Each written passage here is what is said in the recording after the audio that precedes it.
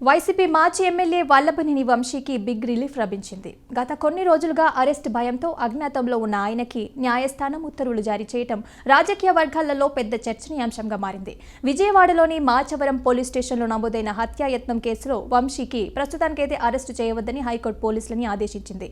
ఈ పరిణామం కృష్ణా జిల్లా రాజకీయాలలో ఈ కేసు కొత్త మలుపు తిరిగినట్టయింది. ఏపీలో కూటమి ప్రభుత్వం అధికారంలోకి వచ్చిన తర్వాత గత ప్రభుత్వ హయాంలో జరిగిన పలు ఘటనల మీద విచారణ ముమ్మరమైంది. ముఖ్యంగా గన్నవరం నియోజకవర్గంలో టీడీపీ ఆఫీస్ మీద జరిగిన దాడి, ఎన్నికల సమయంలో చోటు చేసుకుంటున్న ఘర్షణలకి సంబంధించి వల్లభనేని వంశీ మీద పలు కేసులు నమోదయ్యాయి. ఈ క్రమంలోనే విజయవాడ మాచవరం పోలీసులు ఆయన మీద హత్యాయత్నం సెక్షన్ల కింద కేసు నమోదు చేశారు. ఈ కేసులో అరెస్ట్ అయ్యే అవకాశం ఉందన్న సమాచారంతో వంశీ అండర్ గ్రౌండ్ లోకి వెళ్లారు. అరెస్టు నుంచి రక్షణ పొందేందుకు వంశీ తన న్యాయవాదుల ద్వారా హైకోర్టులో ముందస్తు బెయిల్ పిటిషన్ దాఖలు చేశారు. ఈ పిటిషన్ విచారణ సందర్భంగా వంశీ తరపు న్యాయవాదులు తమ వాదనల్ని బలంగా వినిపించారు. రాజకీయ కక్ష సాధింపులో భాగంగానే పాత విషయాలను వెలికితీసి అక్రమ కేసులు బనాయిస్తున్నారని వారు కోర్టుకి విన్నవించారు. ఈ కేసులో తక్షణమే అరెస్టు చేయకుండా పోలీసులు ఆదేశాలు ఇవ్వాలని కోరారు. ఇరు పక్షాల వాదనలు విన్న న్యాయస్థానం ప్రస్తుతానికి వంశీ మీద ఎలాంటి కఠిన చర్యలు తీసుకోవద్దని, అరెస్టు చేయవద్దని పోలీసులని ఆదేశించింది. న్యాయస్థానం ఈ కేసు విచారణని వెకేషన్ బెంచ్ కి వాయిదా వేసింది. దీనివల్ల సంక్రాంతి సెలవుల తర్వాతే ఈ పిటిషన్ మీద పూర్తి స్థాయి విచారణ జరిగే అవకాశం ఉంది. అప్పటి వరకు వంశీకి కోర్టు రక్షణ కవచం లాగా నిలవనుంది. ఇన్నాళ్లు పోలీసుల కళ్ళుగప్పి అజ్ఞాతంలో ఉన్న వంశీ ఇప్పుడు కోర్టు ఉత్తర్వులతో బయటకు వచ్చే అవకాశం ఉందని ఆయన అనుచరులు భావిస్తున్నారు. అయితే విచారణకి సహకరించాలని కోర్టు సూచించిన నేపథ్యంలో ఆయన పోలీసుల ముందు హాజరై తన వివరణ ఇచ్చే అవకాశం కూడా ఉంది. కూటమి ప్రభుత్వం అధికారంలోకి వచ్చినప్పటి నుంచి వైసీపీకి చెందిన పలువురు మాజీ ఎమ్మెల్యేలు, కీలక నేతలు వరుస కేసులతో ఇబ్బందులను ఎదుర్కొంటున్నారు. ఇలాంటి తరుణంలో వల్లభనేని వంశీకి లభించిన ఈ మధ్యంతర ఊరట పార్టీ వర్గాలలో కొంత ఉత్సాహాన్ని నింపింది. అయితే ఇది తాత్కాలిక ఉపశమనం మాత్రమేనని, వెకేషన్ బెంచ్ ఇచ్చే తీర్పు మీదే ఆయన రాజకీయ భవిష్యత్తు, తదుపరి పరిణామాలు ఆధారపడి ఉంటాయని న్యాయ నిపుణులు విశ్లేషిస్తున్నారు. ఈ కేసులో పోలీసులు సేకరించిన సాక్ష్యాధారాలు ఎంతవరకు నిలబడతాయనేదే రాబోయే రోజులలో తేలనుంది.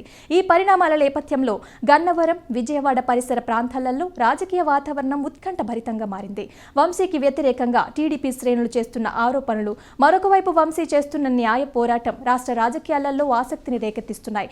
గత వైసీపీ ప్రభుత్వ హయాంలో గన్నవరం నియోజకవర్గం రాజకీయాలకి ప్రధాన కేంద్రంగా మారింది. 2023 ఫిబ్రవరిలో గన్నవరంలోని తెలుగుదేశం పార్టీ కార్యాలయం మీద జరిగిన దాడి ఈ వివాదాలన్నింటికీ కేంద్రంగా మారింది. ఆ సమయంలో టీడీపీ కార్యాలయాన్ని ధ్వంసం చేయటం, వాహనాలకి నిప్పు పెట్టడం వంటి ఘటనలు రాష్ట్ర వ్యాప్తంగా కలకలం సృష్టించాయి. కూటమి ప్రభుత్వం అధికారంలోకి వచ్చిన తర్వాత అప్పుడు బాధితులుగా ఉన్నవారు ఇచ్చిన ఫిర్యాదుల మేరకి పోలీసులు పాత కేసులని తిరగదోశారు. ఈ క్రమంలోనే వంశీని ప్రధాన సూత్రధారిగా పేర్కొంటూ హత్యాయత్నం సహా పలు తీవ్రమైన సెక్షన్ల కింద కేసులు నమోదయ్యాయి. కేసు నమోదైనప్పటి నుంచి వల్లభనేని వంశీ ఎక్కడున్నారో ఎవరికి తెలియకుండా పోయింది. ఆయన సెల్ ఫోన్ స్విచ్ ఆఫ్ రావటం, సన్నిహితులు ఎవరు కూడా స్పందించకపోవడంతో పోలీసులు ప్రత్యేక బృందాలని రంగంలోకి దించారు. హైదరాబాద్, బెంగళూరు వంటి నగరాలలో కూడా గాలింపు చేపట్టారు. వంశీ దేశం దాటి వెళ్లే అవకాశం ఉందని భావించి పోలీసులు లుకౌట్ నోటీసులు జారీ చేసి ప్రక్రియని కూడా ప్రారంభించినట్లుగా అప్పట్లో వార్తలొచ్చాయి. ఈ తీవ్ర ఉత్కంఠ మధ్య ఆయన హైకోర్టుని ఆశ్రయించారు. ప్రస్తుతం లభించిన ఉపశమనం తాత్కాలికమే.